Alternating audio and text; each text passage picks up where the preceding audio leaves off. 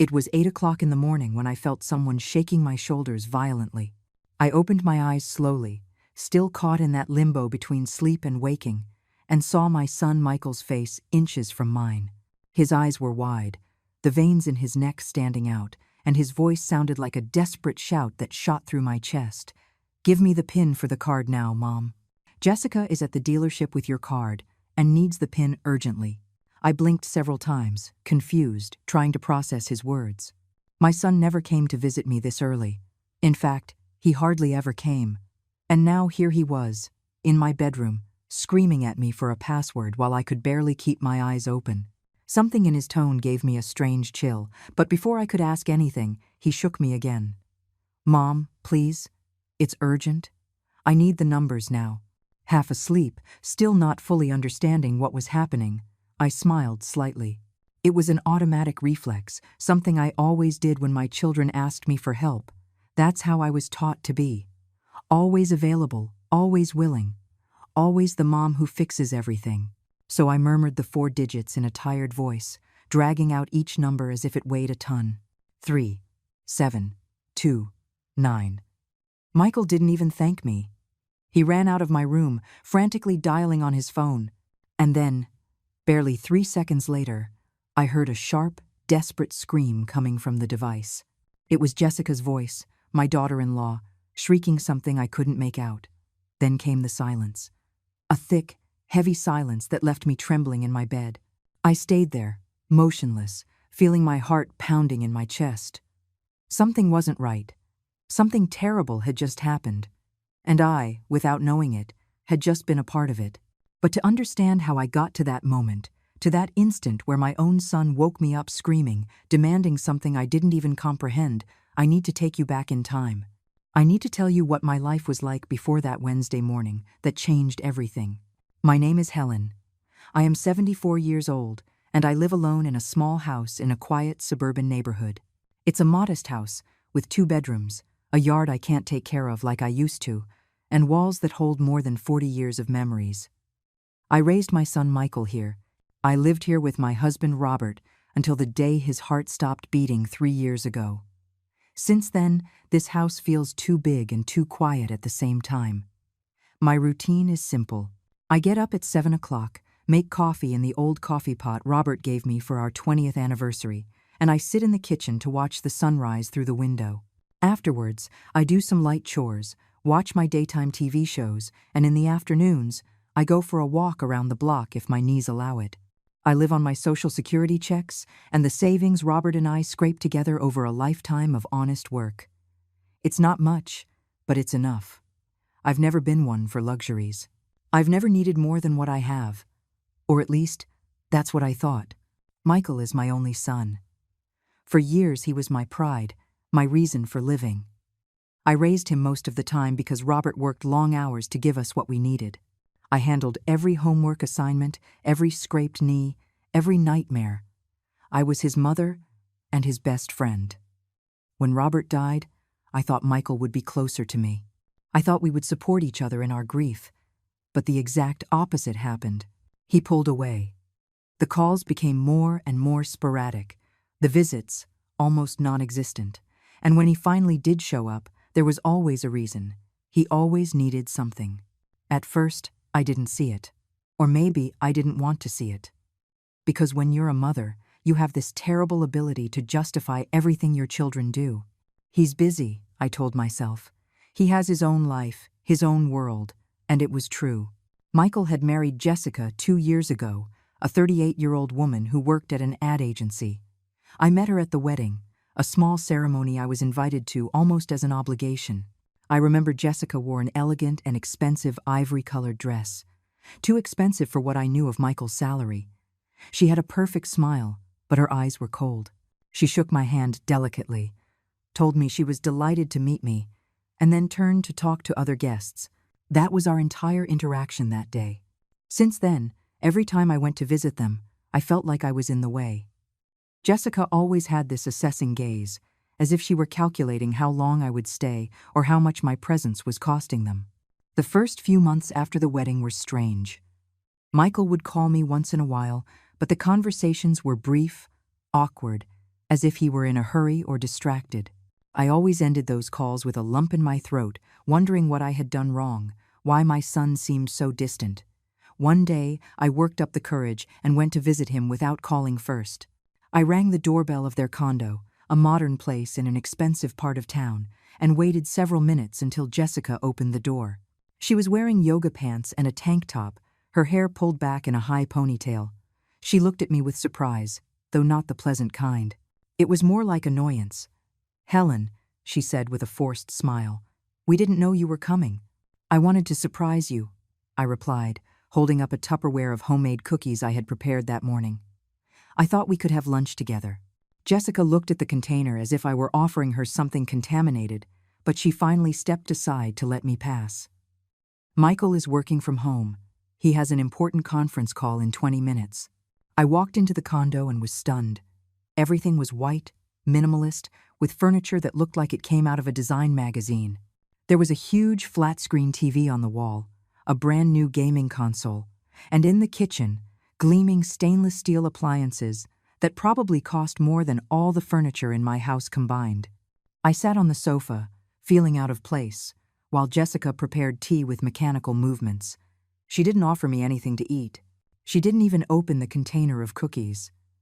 When Michael came out of his home office, he greeted me with a quick kiss on the cheek. "Mom, what a surprise.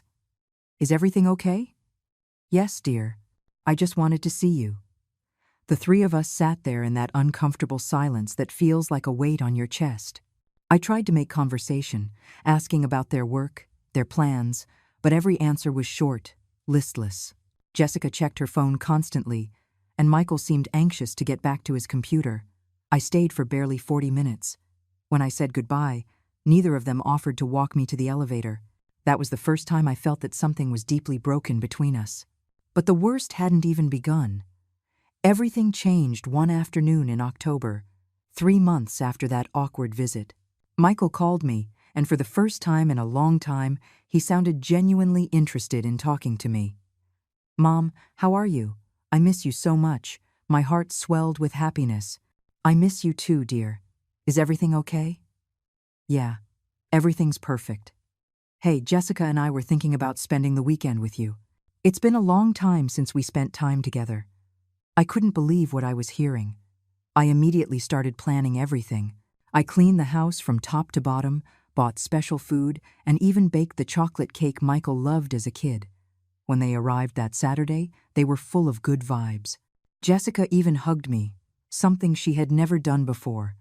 We had dinner, we laughed, we watched a movie. For the first time in years, I felt like I had my family back. But on Sunday morning, as I was making breakfast, Michael came into the kitchen with a serious expression. "Mom, I need to talk to you about something important."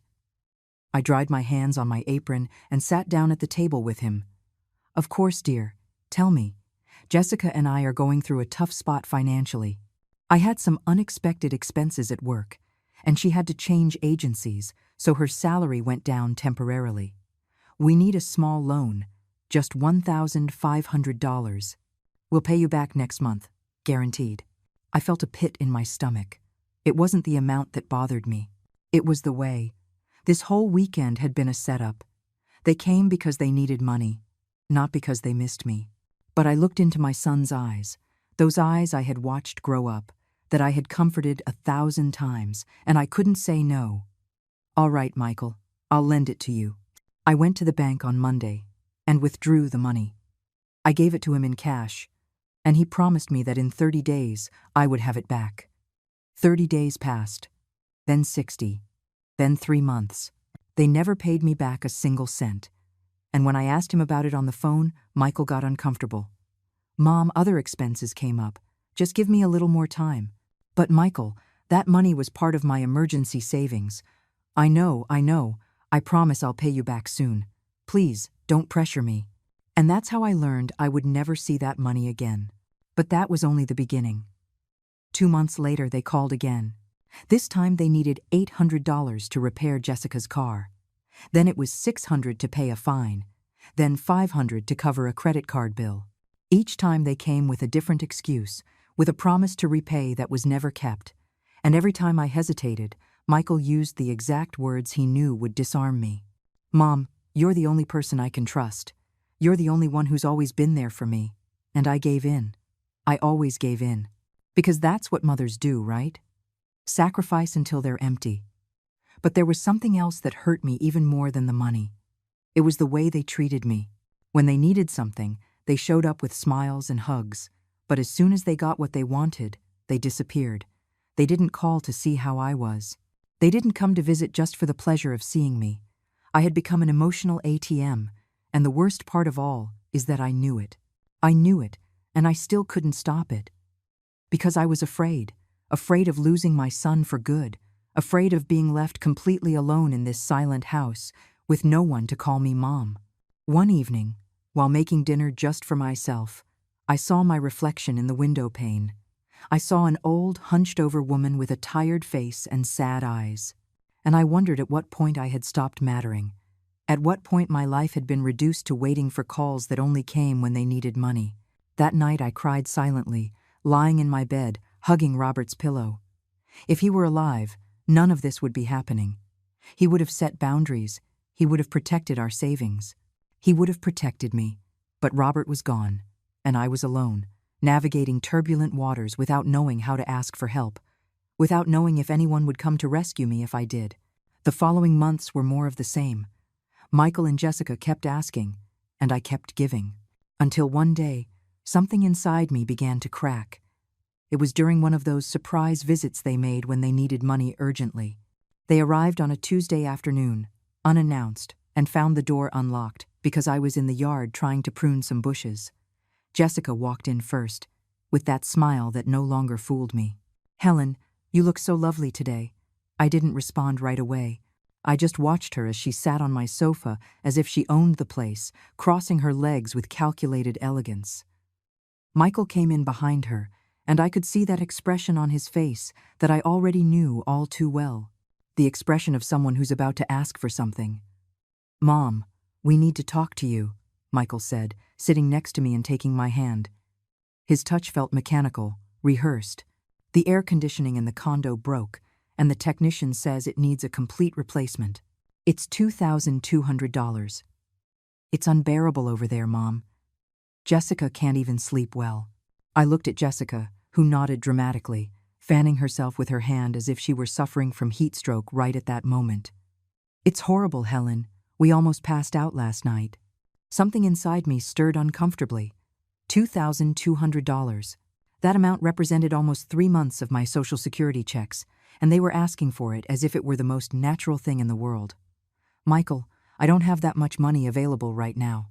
I've already lent you so much these past few months. And—" "Mom," Michael interrupted me, squeezing my hand harder. "You have savings. Dad and you saved for years. I know you have that money put away." I felt a chill run down my spine. How did he know exactly how much money I had? I had never given him specific details about my savings. "Michael, that money is for emergencies, for medical expenses, for—" "And what is this? We're your family. If you don't help us, who will?" Jessica leaned forward with that calculating look that unsettled me so much. "Helen, think about it. You live alone in this house. You don't have big expenses. We're young. We're building our future. Your money is better invested in us than sitting in a bank losing value." I was speechless. Did she just say my money was better off with them than with me? Indignation bubbled in my chest, but as always, guilt arrived faster. Maybe they were right. Maybe I was being selfish for wanting to keep that money when my son needed it. "Give me a few days to think about it," I finally murmured. Michael's expression changed immediately. He stood up, dropping my hand abruptly. "Think? You need to think about helping your own son?" "That's not it, Michael. It's just that. Forget it, Mom. I get it. When Dad was alive, he always supported us. But now that he's gone, you've become selfish." Those words cut through me like knives. Michael knew exactly where to strike to hurt me the most. Jessica stood up too, adjusting her blouse with an obvious gesture of annoyance. "Let's go, Michael. Your mother has made it clear that her money is more important than our well-being." They left my house without saying goodbye. I watched them walk away from the window, get into their new car, that shiny car I didn't understand how they could afford if they were supposedly in a financial crisis. I stood there, trembling, feeling the tears begin to roll down my cheeks. I couldn't sleep that night. Michael's words echoed in my head over and over. "You've become selfish." Was I selfish? Was it wrong to want to keep the money Robert and I had earned with so much effort? I spent hours staring at the ceiling, debating with myself, until finally, at 4 o'clock in the morning, I made a decision. The next day, I went to the bank and withdrew the $2,200. I sent Michael a text telling him to come pick it up. He came alone that time, without Jessica. When I handed him the envelope with the money, he smiled and gave me a quick hug. "Thanks, Mom. I knew I could count on you." "Michael, honey, I need you to promise me something," I said before he left. "This is the last time. I can't keep giving you money. I'm draining my savings." He nodded, but he didn't look me in the eye. "Sure, Mom. I understand perfectly. This is the last time." But it wasn't the last time. 3 weeks later, they called again. They needed money to pay for the car insurance, then for a birthday present for Jessica's mom, then for a supposed oven repair. And every time I hesitated, Michael used the same strategy. He made me feel guilty. He made me feel like a bad mother. He manipulated me with memories of my husband, with promises that we would be a united family again, with poisoned words disguised as love. And I kept falling for it, because I didn't know how to say no without feeling like I was betraying everything it means to be a mother. The months turned into a predictable and painful pattern. They showed up when they needed money. I gave it to them. They disappeared, and the cycle repeated. My savings began to dwindle alarmingly. The account that Robert and I had built over 30 years of work was disappearing at the hands of my son and his wife. But what hurt me most wasn't the money. It was the loneliness. It was knowing that I only mattered when they had a financial need. It was watching my phone day after day without a single call that wasn't accompanied by a request. One afternoon, while organizing old papers, I found a photograph of Michael when he was 8 years old. He was in the backyard, dirty with mud, smiling with that pure happiness that only children have. I clung to that photo and cried. I cried for that boy I had raised with so much love. I cried because that boy no longer existed. In his place was a man who saw me as a resource, not a person. That night I dialed his number, needing to hear his voice, to have even just one normal conversation where we didn't talk about money. "Mom, did something happen?" he answered, his tone worried. "No, dear. I just wanted to know how you were. I miss you." There was an awkward silence on the other end of the line.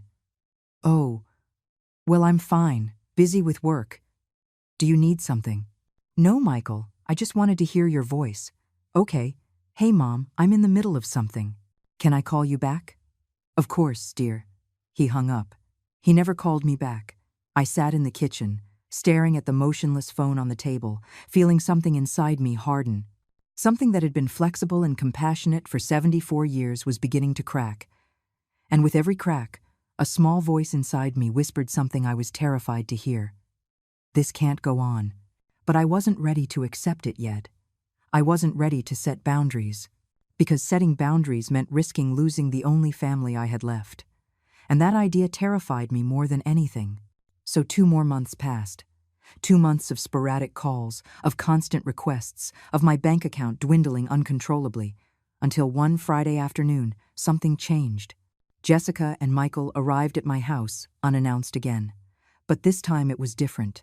Jessica walked straight into the kitchen, opened my refrigerator as if it were hers, and took out a bottle of water. "Helen, we need to talk to you seriously," she said, sitting at the table without being invited. Michael stood with his arms crossed, avoiding my gaze. "Michael and I have been thinking," Jessica continued, taking a sip of water.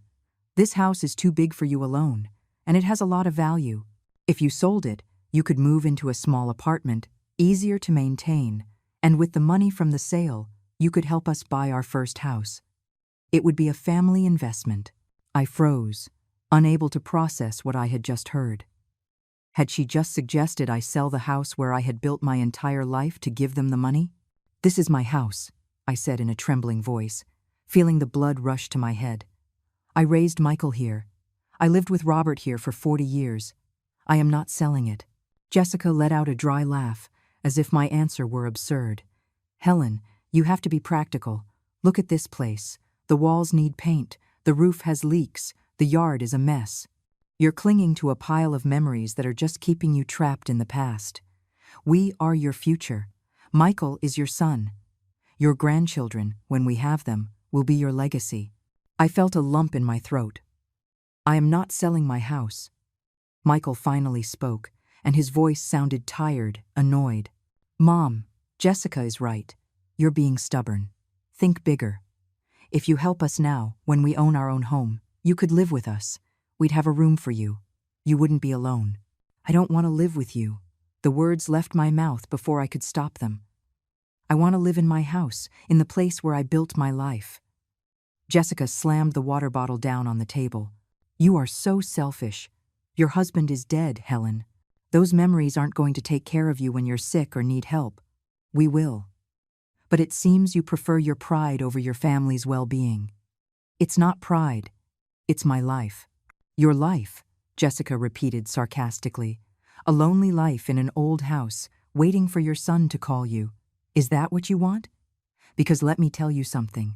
As long as you keep being so attached to material things, Michael and I have better things to do than come visit you.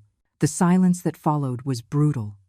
I looked at my son, waiting for him to say something, to defend me, to put his wife in her place.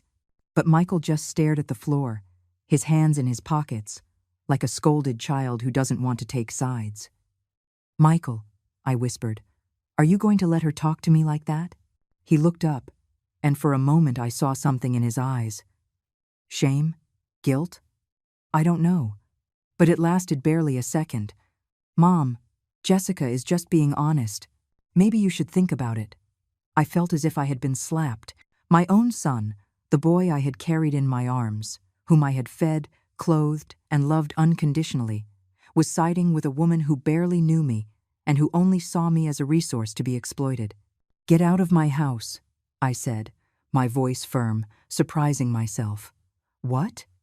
Michael raised his eyebrows, genuinely surprised. Get out, now. Jessica stood up, grabbing her purse with a dramatic flourish. Fine, but don't come crying when you're alone and sick, and nobody wants to take care of you. Because believe me, Helen, we won't be available for someone who turns their back on us. They left my house, leaving the door open. I sat there in that chair, trembling from head to toe, feeling the tears start to fall uncontrollably. For the first time in my life, I had told them no, and it felt terrible. It felt as if I had committed the worst mistake of my existence. I didn't eat that night. I couldn't. I just sat in the living room, looking at the photographs on the wall, wondering how we had gotten to this point. At what moment had my son turned into someone capable of hurting me this way? The following days were a silent hell. Michael didn't call. He didn't answer my texts. It was as if I had ceased to exist for him. And with every day that passed without news from him, the guilt ate away at me a little more. Maybe I had been too harsh. Maybe I should have listened to their proposal more openly. Maybe I was the problem. But then, something unexpected happened. 2 weeks after that fight, I received a call from the bank. Mrs. Helen? Said a professional voice on the other end. This is David from the bank's security department. We're calling because we detected unusual activity on your account. My heart skipped a beat. What kind of activity? There were several attempts at large transfers in the last few days. They were all automatically blocked by our security system because they exceeded the established daily limits. Did you authorize these transactions? No, I haven't made any transfers. I see. We also noted that someone tried to change your security PIN online 3 days ago. The request was rejected because the identity could not be verified. Ma'am, does anyone else have access to your banking information? The world started spinning around me. Someone had tried to rob me. Someone had my information. And in the bottom of my heart, even though I didn't want to accept it, I knew exactly who it was. Can you tell me where these attempts were made from? I asked in a shaky voice. They were all from a computer registered in the north end of the city. Does that location sound familiar? The north end, where Michael and Jessica lived. Yes, I whispered. It does. Mrs. Helen, I strongly recommend that you come to the bank tomorrow morning to change all your passwords and review your account security. And if you suspect who might have done this, you should consider filing a report. I hung up the phone and sat on the sofa, unable to fully process what I had just heard. My son had tried to rob me, or at least, someone in his house had. The pieces started to fit together in my mind like a grim puzzle. The sudden visits, the questions about my finances, Jessica's insistence that I sell the house. It had all been part of a plan to take everything Robert and I had built. That night, for the first time in months, I didn't cry. Instead, I felt something different growing inside me, something cold and hard. It was rage, pure, justified rage. The next morning, I went to the bank. David, a man in his 50s with a serious expression, met me in his office and showed me all the details of the attempted fraud. They tried to transfer $23,000 in 3 separate transactions, he explained, showing me his computer screen. Fortunately, our system detected it was unusual and blocked everything. But, ma'am, whoever did this had your account number, your date of birth, and your address. This person knows you well. I know, I said flatly. It's my son. David showed no surprise. He had probably seen similar cases before. I understand. Do you wish to press charges? Not yet. I want to talk to him first. Very well. But I suggest we change all your passwords right now and consider blocking any access that isn't in person. I'm also going to activate alerts on your phone for any movement in your account. We spent the next hour setting up new security measures. When I left the bank, I felt different, stronger, more aware, and absolutely determined not to let them steal what was mine. But I still didn't know how far they were willing to go. I still didn't know that the worst was yet to come. That afternoon, while I was making dinner, I heard the doorbell. I opened the door and found Michael standing there, alone, with an expression that was trying to look casual but wasn't fooling anyone. Hi, Mom. Can we talk? I let him in, although every fiber of my being was screaming at me to throw him out. We sat in the living room, and the silence between us was as thick as fog. I know you were at the bank today, he finally said. A chill ran down my spine. How did you know that? Are you spying on me, Michael? No, Mom. It's just that. Look, the bank manager is an acquaintance of a friend of mine. He mentioned you had come in to change all your passwords over a security issue. A lie. It was all a lie. But I decided to play along. Yes, there were attempted fraudulent charges on my account. Michael nodded, trying to look concerned. That's terrible. Do you know who it could have been? I looked him directly in the eye. I have my suspicions. Michael held my gaze for just a second before looking away toward the window. That gesture betrayed him more than any confession. Mom, I came to apologize, he said in a soft, almost childlike voice. I know Jessica and I went too far last time. We shouldn't have pressured you about selling the house. It was insensitive of us. I wanted to believe him. God knows how much I wanted to believe that my son felt genuine remorse. But after the call from the bank, after finding out about the attempted theft, I could no longer be the naive mother who justified everything. Why did you try to access my bank account, Michael? The question landed like a bomb between us. I saw his face turn pale, his hands clench into fists on his knees. I don't know what you're talking about. The bank called me. Someone tried to transfer $23,000 from my account. They tried to change my PIN, and it all came from a computer in your area. From your house, Michael. Mom, that's ridiculous. You're accusing me of trying to steal from you? His indignation seemed so real that for a moment I doubted myself. But then I remembered David's words, the logs, the dates. It all coincided with the visits they had made to my house, with the seemingly innocent questions about my accounts. I'm not accusing you. I'm asking you. Michael stood up, pacing the living room like a caged animal. I can't believe you'd think that of me. I'm your son, Mom, your only son. How could you even suggest that I would steal from you? Because I need to understand what's happening. Because 2 weeks ago, you asked me to sell my house to give you the money. Because in the last few months, you've taken more than $12,000 from me in loans that you've never paid back. Because every time I see you, you only want money. My voice cracked on that last sentence, but I held firm. Michael stopped pacing and looked at me with an expression I couldn't decipher. Was it guilt? Rage? Shame? Jessica and I are going through a hard time. Okay? We have debts. A lot of debts. And I thought that you, as my mother, would want to help us. Helping is one thing, Michael. Stealing is something else entirely. I didn't steal from you. His shout echoed off the walls of the house. It was Jessica, all right? It was her idea. She said you didn't need that much money, that you were just letting it rot in the bank while we were drowning in debt. She accessed your account using your information. I didn't want to, Mom, I swear. The silence that followed was devastating. He had just admitted it. He had just confirmed that my own family had tried to rob me. And the worst part was that he was blaming his wife, as if he hadn't been a part of it. So you knew, I said, my voice barely audible. You knew what Jessica was doing, and you didn't tell me. You didn't warn me. You didn't stop her. Mom, No, let me finish. I stood up, feeling the adrenaline course through my body. You knew, and you let it happen. That makes you just as guilty as she is. Worse, even. Because I am your mother. I gave you life. I raised you. I loved you more than anything in this world, and you repaid me with betrayal. Michael held his hands out to me, tears in his eyes. Mom, please, forgive me. It was a mistake. We were desperate. Jessica's pregnant. Those words should have filled me with joy. I was going to be a grandmother. But in that moment, I only felt emptiness. And you plan to use my stolen money to raise that baby? It's not like that. We just needed a little help to get stable before the baby comes. We were going to pay it all back, I swear. Enough, Michael. I walked to the door and opened it. I want you to leave. Mom, you can't be serious. Leave. Now. He looked at me with a mixture of disbelief and anger.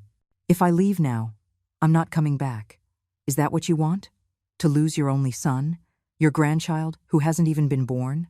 Those words were designed to destroy me, to make me give in as I had so many times before. But something inside me had changed irreversibly. If having you in my life means I have to let you rob me, humiliate me, and use me, then yes, I'd rather lose you.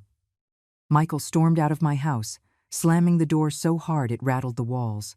And I stood there, in the living room, feeling my legs shake, but refusing to fall. I had set a boundary. I had finally said enough. And it hurt more than I ever imagined. The next few days were the hardest of my life. I didn't get any calls from Michael. No texts, nothing. It was as if I had died to him. I kept getting up every morning, making my coffee, watching the sunrise. But everything felt empty, hollow. I found myself checking my phone constantly, hoping his name would appear on the screen. But it never did. 2 weeks after the confrontation, I received a text message from a number I didn't recognize. It was Jessica. Helen, we need to talk. It's important. It's about your grandchild. My heart leaped. Had something happened to the baby? Despite everything that had happened, the idea of something bad happening to that innocent creature devastated me. I replied asking what was wrong, but she just told me to come to their condo the next day at 3 o'clock in the afternoon. I didn't sleep that night. I tossed and turned, imagining all kinds of terrible scenarios. When the time came, I got dressed with trembling hands and took a taxi to their building. Jessica opened the door with a smile that didn't reach her eyes. She was wearing a mint green dress that accentuated her barely there baby bump. Come in, Helen. Thanks for coming. I entered the condo and noticed Michael wasn't there. Where's my son? He had to go to work. But it's fine. He knows you're here. We sat in the living room, and Jessica poured me a glass of water I didn't ask for. Look, Helen, I'm going to be straight with you because we don't have time for games. Michael and I are in a very complicated situation. The debts we have are much worse than what he told you. We owe $87,000 between credit cards, personal loans, and some investments that went bad. I was frozen. $87,000. Yes. And the creditors are starting to put on the pressure. If we don't pay soon, we're going to lose everything. The condo, the car, everything. And with a baby on the way, We can't let that happen. And what does that have to do with me? Jessica leaned forward, with that calculating look I knew so well. You have the solution. Your house is easily worth $200,000, probably more. If you sell it and give us half, we could pay off our debts and have something to start over. You'd keep the other half, more than enough to buy a small apartment and live comfortably. I couldn't believe what I was hearing. After everything that had happened, after trying to rob me, they still had the nerve to ask me to sell my house. I am not selling my house, Jessica. Then you're going to lose your son and your grandchild forever. Her tone was cold, threatening. Michael told me to tell you this. If you don't help us, he's going to cut off all contact with you. You won't meet your grandchild. You won't be part of his life. You will die alone in that house, surrounded by memories of people who are gone. I felt as if I'd been punched in the stomach. But this time, instead of folding, something inside me hardened even more. Michael asked you to tell me that. Those were his exact words. I stood up, grabbing my purse with steady hands. Then tell my son that if those are his conditions, I accept losing him. Because I am not selling the house where I built my life to pay for the debts you created out of your own irresponsibility. Jessica stood up too, and for the first time, I saw genuine rage in her face. You are a selfish, bitter old woman. Michael deserves better than a mother like you, and I deserved better than a son like him. I walked out of that condo with my head held high, even though I was falling apart inside. But there was something Jessica and Michael didn't know. Something that was about to change everything. That same afternoon, after leaving Jessica's condo, I went straight to the bank. David greeted me with his usual professionalism, though I could see concern in his eyes when he saw my expression, Mrs. Helen. Did something else happen? I need to protect my money, I said without preamble. I need to make sure that no one, absolutely no one, can access my accounts except me. David nodded and led me to his private office. For the next hour, we implemented additional security measures. I changed all my passwords again. I set up two-factor authentication. I blocked any online transaction over $500 without in-person verification. And most importantly, I added an alert note to my file that required identity verification with a security question only I knew before authorizing any major movement. I also want to open a new account, I told David. An account where I can transfer the majority of my savings. An account that isn't linked to any of my current cards. I can do that, David confirmed. But ma'am, can I ask you a personal question? I nodded. Does your son know exactly how much money you have? The question made me pause. I think he has a rough idea, but not the exact numbers. Good. Then I suggest we keep this new account completely confidential. It won't even appear on your regular bank statements. You'll have to come to the bank for any inquiries or movements related to it. It was perfect. Exactly what I needed. When I left the bank that afternoon, I felt different. More prepared. More in control. But I knew this wasn't over. I knew Michael and I knew Jessica. They wouldn't give up so easily. And I was right. 3 days later, on a Wednesday afternoon, I was watering the plants in the yard when I heard the doorbell. I opened the door and found Michael standing there, alone, with an expression that was meant to be apologetic. Mom, I came to truly apologize this time. I didn't say anything. I just looked at him, waiting. Jessica told me what she said to you. She had no right to threaten you like that. I never said I would cut you out of my life if you didn't help us. That was her idea. Lies, all lies. But I let him continue. Look, I know we've made mistakes, big mistakes. But Mom, I'm still your son, and this baby on the way is your grandchild. Are you really going to let our pride destroy this family? I sighed deeply. Michael, sit down. We need to have an honest conversation. We sat in the living room, on the same couches where I had spent so many happy afternoons when he was a boy. It seemed like a completely different life. You and Jessica have $87,000 in debt. Tell me how. How did you get to that point? Michael looked down, ashamed. We were irresponsible. We lived beyond our means. The condo, the car, the trips, the designer clothes. It was all to maintain an image. Jessica works in advertising, and she says we need to project success to be successful. So we spent, and we spent. And when the credit cards maxed out, we took out loans to pay the credit cards. And then more loans to pay those loans. It was a spiral. And my money? The more than $12,000 I lent you? It went to minimum payments, to interest, to things we urgently needed at the time, but now I don't even remember what. I rubbed my temples, feeling the frustration mix with sadness. Michael, I can't solve your financial problems. I don't have that kind of money. And even if I did, giving it to you would only be postponing the inevitable. You two need to learn to live within your means. I know, Mom, you're right, but we need help to get out of this hole. Just one final push, and I promise we will never ask you for anything again. I had heard that promise so many times it had lost all meaning. How much do you need? Michael's eyes lit up with hope. $15,000. With that, we could consolidate the biggest debts and negotiate with the other creditors. I swear, Mom, this would be the last time. $15,000. It was an enormous amount. An amount that represented years of savings, of sacrifices from Robert and me. I don't have $15,000 available, Michael. It was true. Most of my money was now in that secret account I had opened. But he didn't need to know that. But you have savings. Dad and you saved for decades. I know you have more than $50,000 put away. His tone had changed subtly. It was no longer pleading. It was almost an accusation. Those savings are for my old age, Michael, for medical emergencies, for the day when I can no longer take care of myself. Mom, we are your family. When you're old and need care, we will be there for you, but only if you are there for us now. There it was again. The manipulation disguised as logic. The emotional blackmail wrapped in words of family love. Michael, what happens if I give you this $15,000 and in 6 months you're back in the same situation? What happens if you go back to your irresponsible spending? It won't happen. We've learned our lesson. No, you haven't. Because you still think the solution is other people's money, not changing your habits. Michael stood up, and I could see the frustration growing on his face. I can't believe you're being so selfish. Do you know what can happen to us if we don't pay? The creditors can sue us. They can garnish our wages. They can ruin our credit forever. And you, who have the power to prevent it, are refusing to help your own son. I am helping you, Michael.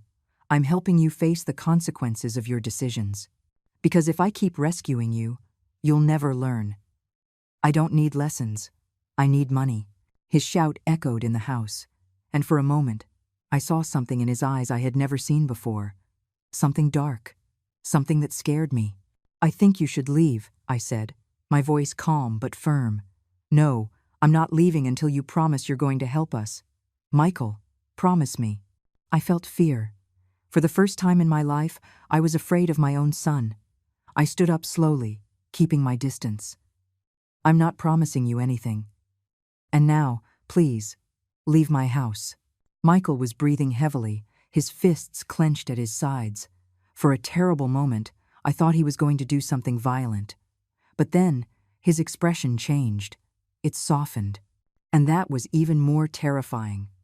Okay, Mom, I understand. I won't pressure you anymore. He smiled, but it wasn't a real smile. It was the smile of someone who had just made a decision. A decision I didn't know about yet. I love you, Mom. Just remember that. He walked out of my house with slow, deliberate steps. And as I watched him walk away, I felt a chill run down my spine. Something bad was going to happen. I could feel it in my bones. And I wasn't wrong. 2 days later, on a Friday morning, I woke up and noticed something strange. My purse, which I always left on the small table by the entrance, was in a different position, open. With the contents slightly shuffled, I went to check it with a racing heart and discovered something was missing. My debit card, the card linked to my main account. It was gone. I immediately dialed the bank, but it was too early, and customer service didn't open until 9 o'clock. I sat in the living room, shaking, waiting for the hours to pass. I replayed the last few days in my mind. When could someone have gotten into my house? And then I remembered. Michael had been here 2 days ago. He had gone to the bathroom before he left. He was alone in the living room for a few minutes while I was in the kitchen getting water. Enough time to open my purse and take the card. At 9 o'clock on the dot, I called the bank. David handled my case personally. "Mrs. Helen, I'm checking your account right now." I heard the clicking of his keyboard. And then, silence. "David?" "Ma'am, there's good news and bad news. The bad news is that someone does indeed have your card and has tried to use it this morning. The good news is that, thanks to the security measures we implemented, all transactions were automatically blocked. There is a pending purchase attempt of $85,000 at a luxury car dealership. $85,000. They were going to buy a car, with my money, with my stolen card. The transaction is on hold because it requires the PIN," David continued. "Without the correct PIN, they can't complete the purchase. But ma'am, this is serious. This is premeditated theft. You should call the police." "Not yet," I whispered. "First, I need to be sure." But I was already sure. I knew exactly who had my card. I knew exactly who was at that dealership trying to steal $85,000 from me. My son and his wife. And what came next would change everything forever. I hung up the phone with David and sat on the sofa, feeling my whole body tremble. It wasn't fear. It wasn't sadness. It was a mixture of rage, disappointment, and something deeper I couldn't name. It was the definitive death of an illusion. The illusion that my son, deep down, still loved me. That there was still something left of the boy I had raised with so much care. I looked at the clock. It was 9:15 in the morning. Somewhere in the city, Michael and Jessica were at a dealership, probably standing in front of a luxury car, waiting to use my stolen card to buy it. I imagined the scene. Jessica picking out the color, checking the tires, negotiating extra features. Michael filling out paperwork, feigning confidence while inside he knew they were about to commit a crime against his own mother. And then, my phone rang. It was an unknown number. I answered with trembling hands. "Mom." It was Michael. His voice was tense, careful. "Yes, Mom, I need you to do me an urgent favor. It's important." "What kind of favor?" There was a pause. I heard voices in the background, the murmur of people in an enclosed space. "A dealership. I need the PIN for your card, the one with the gold chip. My main card, the one they had stolen from my purse." "Why do you need my PIN, Michael? It's complicated to explain. But trust me, okay? Just tell me the 4 numbers." The audacity was breathtaking. They had stolen my card and were now openly asking me for the PIN, as if it were the most natural thing in the world. "Where are you, Michael? Mom, please? I don't have time for explanations. Just give me the numbers." "It's 4 simple numbers. Do you remember them?" "Of course I remember them." "Then tell me. Quick." I closed my eyes and made a decision that would change everything. A decision that had been brewing inside me for weeks, maybe months. A decision to end this cycle of abuse and manipulation. 3, I began in a calm, almost whispering voice. I heard Michael repeat the number to someone else. To Jessica, no doubt. 7, another murmur. I could picture them entering the numbers into the payment terminal, holding their breath. 2, yes, Mom. And the last one? 9. There was a moment of silence. And then I heard confused voices on the other end. Someone saying something about verification. Someone else asking to try again. And finally, a scream. Jessica's sharp, desperate scream. "It's not working. It says the card is blocked. Helen tricked us." Michael's voice came back on the phone, now full of panic and rage. "Mom? Mom? What did you do?" I smiled. A bitter, sad smile, but also a liberating one. "I blocked the card 2 days ago, Michael, right after your last visit, when I noticed you had been in my purse." "No, you can't do this. We need that car. We already signed the papers. If we don't pay now, we're going to have legal problems with the dealership. Then you'll have to deal with those problems, because I'm not unblocking it." "Mom!" His scream was one of pure desperation. "Please, you're ruining our lives." "No, Michael, I'm not ruining anything. You ruined your own lives, and you were about to ruin mine, too." I hung up the phone, and for the first time in months, I felt peace. A strange, painful, but real peace. I sat there, waiting. I knew they would come. I knew this wouldn't end with a simple phone call. And I was right. 40 minutes later, I heard the doorbell ringing insistently. Then, pounding on the door, loud, violent. "Mom, open the door. Open it right now." It was Michael's voice, but distorted by rage. I had never heard him like that. I approached the door, but I didn't open it. "Michael, go away. I'm not talking to you right now. Open this damn door." More pounding. So hard, the door rattled in its frame. I heard another voice. "Jessica, you stupid old woman. You're going to pay for this. You made us look like idiots in front of the salesman. They called security. We were almost arrested."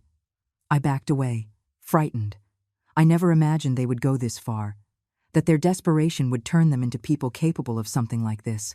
"If you don't leave right now, I'm going to call the police," I shouted, my voice trying to sound firm but betraying me with its shaking. "Call them.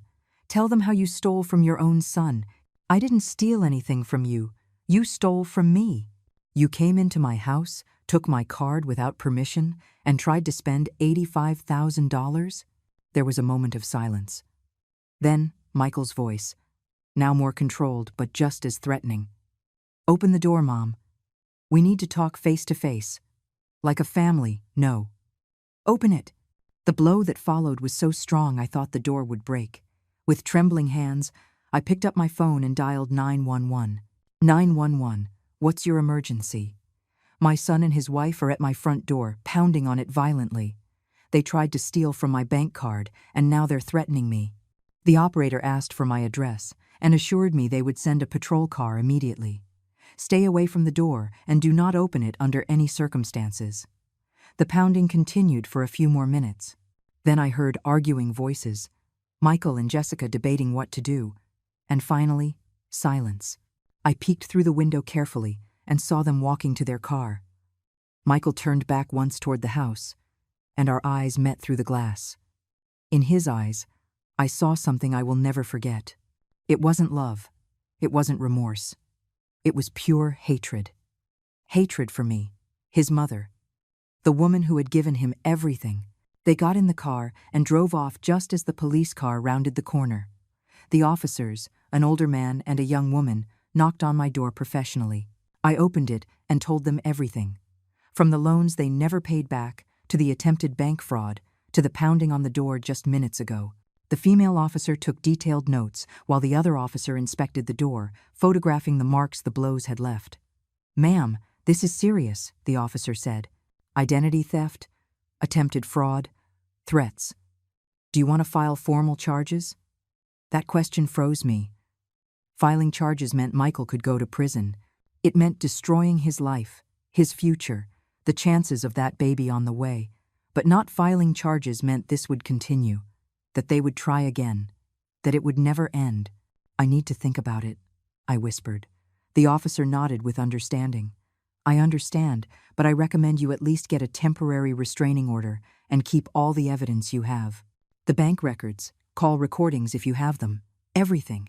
They gave me a card with information on how to proceed and left, but not before driving down the street one more time to make sure Michael and Jessica hadn't returned. I was left alone in my house, in that silence that used to seem peaceful but now felt oppressive.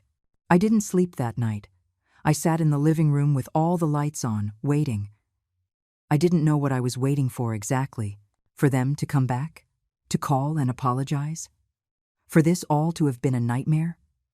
At 3 o'clock in the morning, my phone vibrated. A text message from Michael. "Mom, I know you're awake. I know you're scared. And you should be. Because what you did today is unforgivable. You humiliated us. You made us look like criminals. The dealership banned us from coming back. And all because of your selfishness. But this isn't over. I know your weak spots. I know your fears. And I'm going to use all of it until you give me what's mine. That money should be mine. Dad would have wanted me to have it, and I'm going to get it, one way or another. You can block your cards, you can change your passwords, but you can't change that I'm your only son, your only family, and sooner or later, you're going to need me. And when that day comes, I'm going to remember this moment. I'm going to remember how you treated me, and I won't be there for you. I read that message 3 times, feeling how each word was like a knife in my heart. My son was threatening me. My own son, the person who had grown inside me, whom I had nursed, whom I had comforted on his worst nights, saw me as an enemy, as an obstacle between him and the money. That morning, sitting in the darkness of my living room, I cried for the last time. I cried for the son I had lost, for the family I would never have, for the broken dreams of an old age surrounded by love. And when I finished crying, something inside me changed, definitively, irrevocably. I was no longer the Helen who sacrificed, who let herself be trampled on for love. I was someone new, someone stronger, someone who had learned, perhaps too late, that love cannot exist without respect, and that some battles, even if they hurt, must be fought. The next morning, I woke up with a clarity I hadn't felt in months, maybe in years. I made my coffee, sat in the kitchen as I always did, but this time, that crushing weight on my chest wasn't there. I had made a decision during that sleepless night, a decision that terrified me, but one I knew was necessary. At 9 o'clock in the morning, I called David at the bank. "Mrs. Helen, I was just about to contact you. How are you?" "Better than I expected." "David, I need to make several moves today. Can you see me?" "Of course. Do you want to come to the bank? Or would you prefer to talk on the phone?" "I'm coming in. I need to do this in person." An hour later, I was sitting in his office with a list of actions I had meticulously prepared. First, I began. I want to cancel my stolen card and get a new one with a completely different number. Done. Second, I want to transfer 80% of my savings to the secret account we opened. Leave only the basics in the regular accounts. Are you sure? That's a lot of money to move. Completely sure. If they try anything again, let them find the bare minimum. David nodded, understanding the situation without needing more explanations. Third, I continued, feeling my voice grow firmer, I want to make my will, officially, here at the bank. David raised his eyebrows. "Ma'am, for that, you should see a lawyer. We can help you with beneficiary accounts, but a full will. Can you recommend one?" "Yes. I know an excellent attorney who specializes in family and estate law. Her name is Catherine Pierce. Would you like me to get you an appointment? Today, if possible?" David made a few calls while I waited. I looked out his office window, watching people pass by on the street, each with their own lives, their own dramas, and I wondered how many of them were going through something similar. How many families were destroyed over money? How many children saw their parents as resources instead of human beings? "You're in luck," David said, hanging up the phone. "Attorney Pierce can see you today at 3 o'clock in the afternoon. I'll send you the address." Perfect.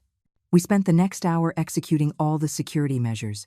When I left the bank, I felt like I had put on an invisible armor. I was no longer unprotected. I was no longer vulnerable. Attorney Catherine Pierce's office was in a modern downtown building. She was a woman in her 50s, with short gray hair and intelligent eyes that seemed to read me in seconds. "Mrs. Helen, David briefly told me your situation. I'm very sorry for what you're going through. Thank you.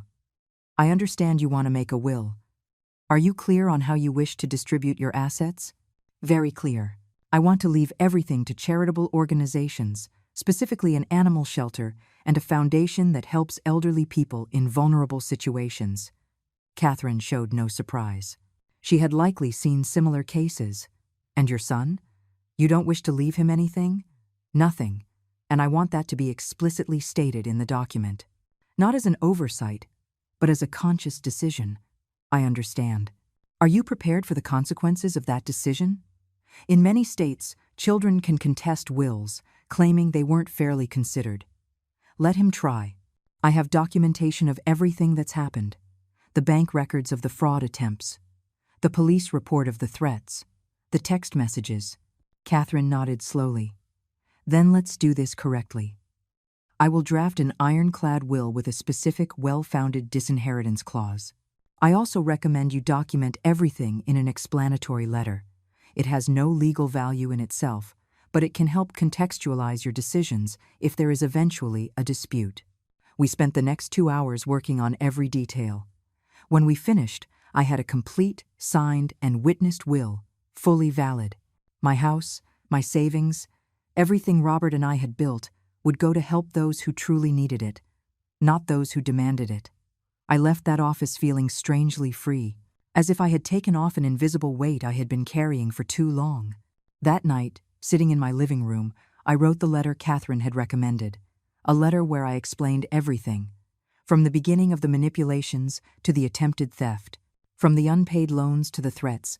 I wrote for 3 hours, letting out all the pain, all the disappointment, all the accumulated rage. And at the end, I added something I hadn't planned. Michael, if you are reading this, it's because I am no longer in this world, and I want you to know something important. I loved you. I loved you with every fiber of my being. You were my reason for living for many years.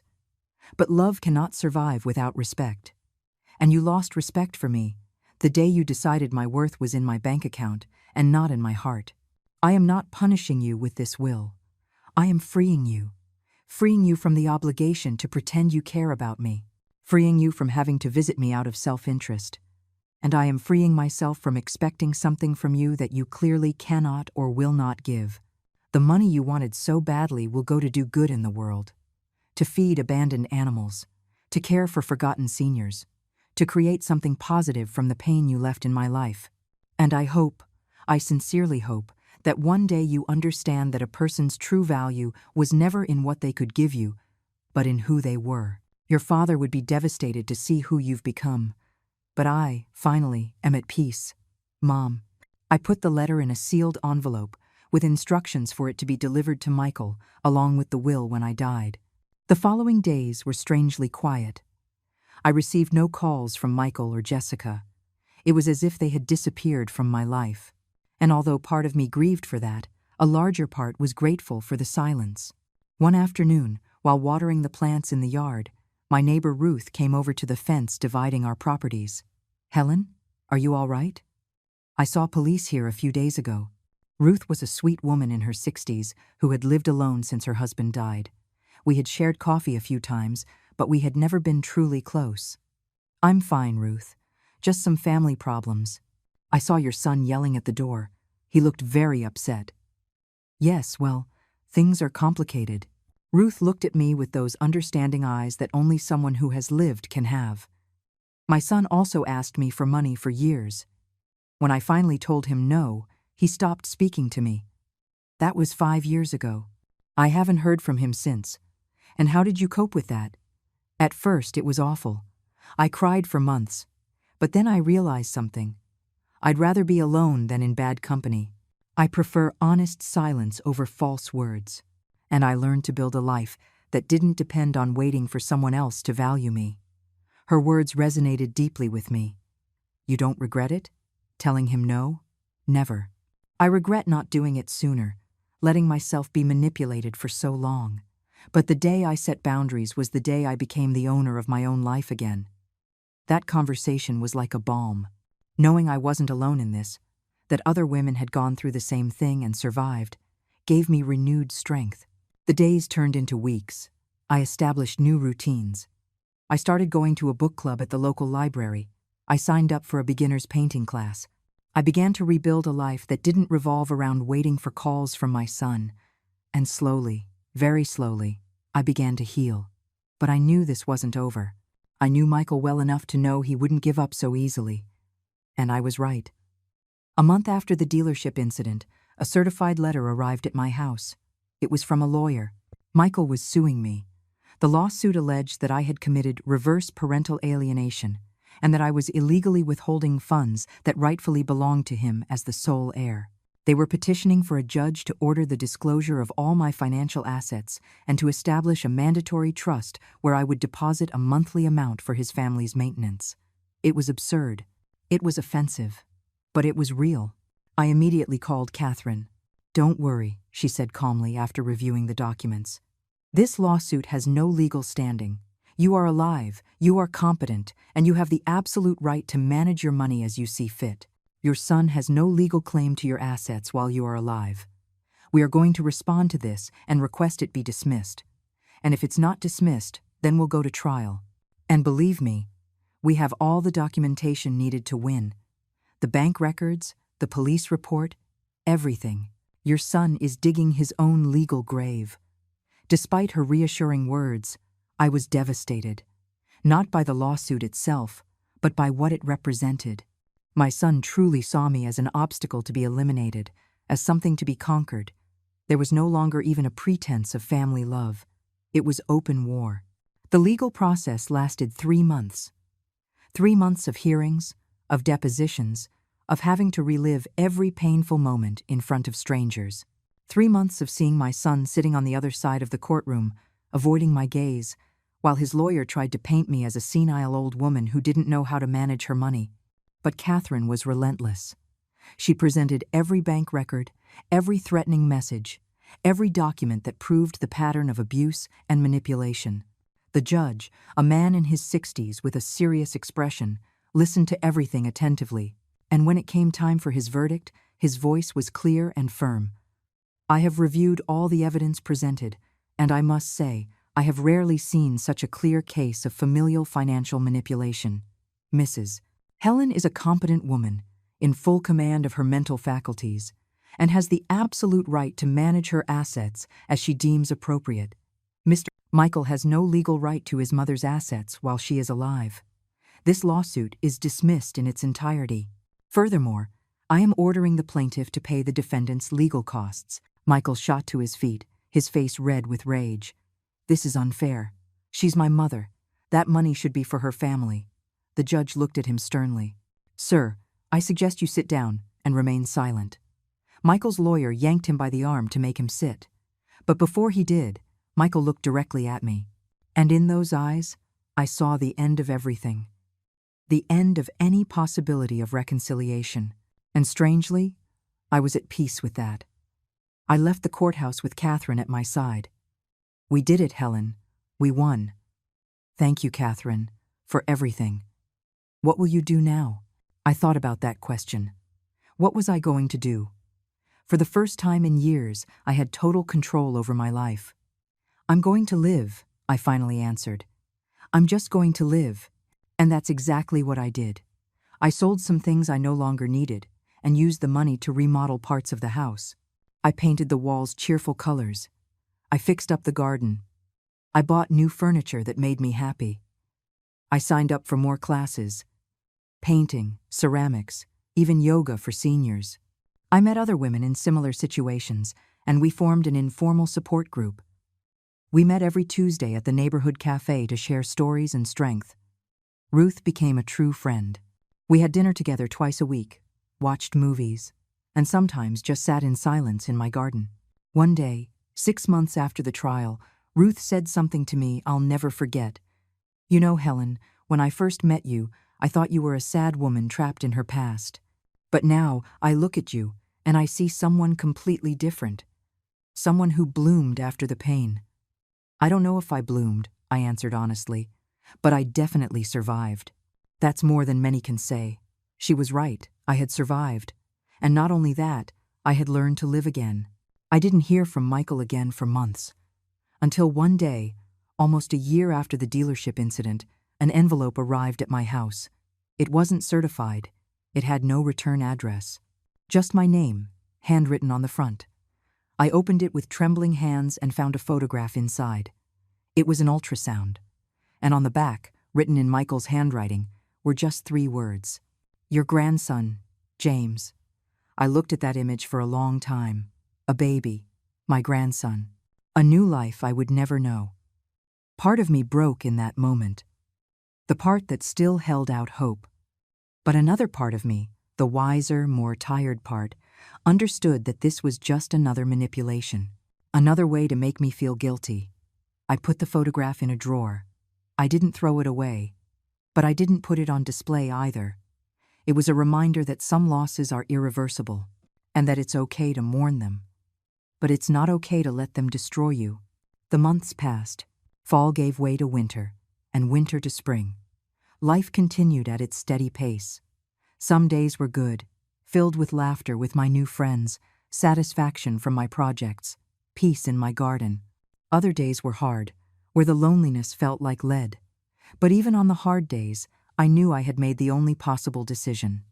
One afternoon in May, While I was in my painting class, my phone rang.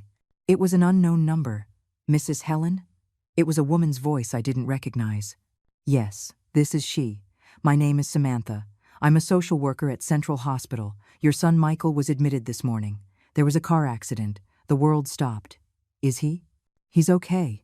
He's stable, but injured. He has a concussion and some fractures. He's going to make a full recovery. The trip to the hospital was a blur.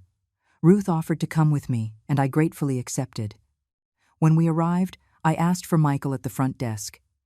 They directed me to his room on the 3rd floor. I rode the elevator up, my heart pounding so loudly I thought everyone could hear it. When I got to the room, the door was slightly ajar. I pushed it open gently and saw Michael in the bed, with bandages on his head and his arm in a cast. And next to him, holding his hand, was Jessica, with a prominent baby bump. Jessica looked up when I walked in. "Helen," she said softly, "thank you for coming." I slowly approached the bed. Michael's eyes were closed. "How is he?"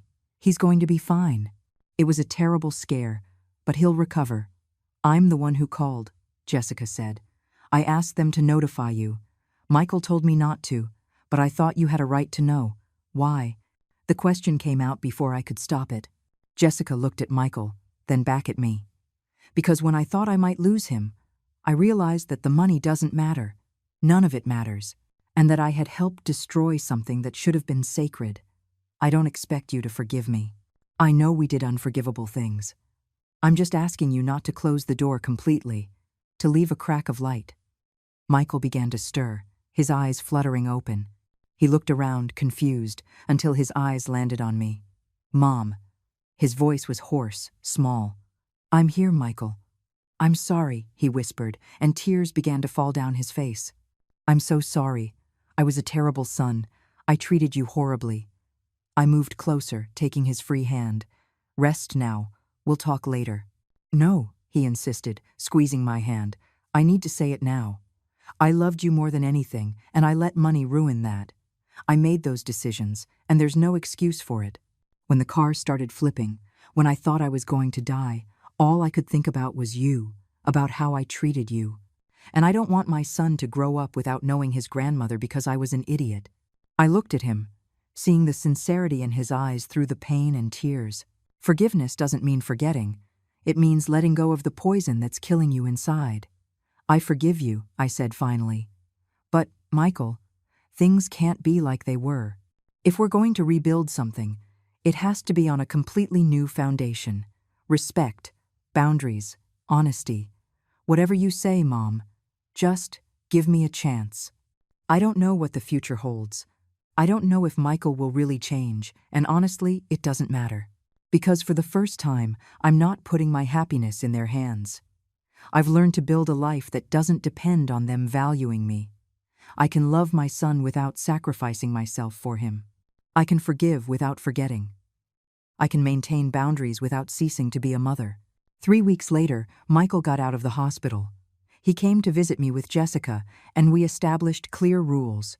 No more money loans, scheduled visits, mandatory family therapy, and above all, brutal honesty. I don't know if it will work, but I'm willing to try. Not for them, for me. Because I deserve the chance to know my grandson. And I deserve to close this chapter knowing I did everything I could.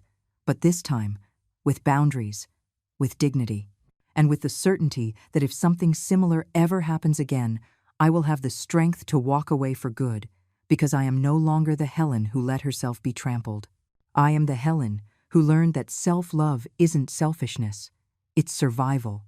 And as I sit in my renovated garden, having coffee with Ruth, watching the sunset, I know that whatever happens with Michael, I'm going to be okay. Because I finally learned the most important lesson. The only person who will never abandon you is yourself. And it's time to treat yourself with the love and respect you always deserved. The phone rings sometimes. It's Michael, asking how I am, sending pictures of the baby. And I answer, cautiously but with hope. A realistic hope, not a naive one. Because I've learned that you can give love without giving yourself away completely, that you can forgive without being a fool, and that sometimes the story doesn't end with a perfect, happy ending. Sometimes it ends with something better. It ends with a 74-year-old woman, sitting in her own house, surrounded by true friends, in charge of her life and her decisions. And that, despite all the pain, is enough. More than enough. It's everything.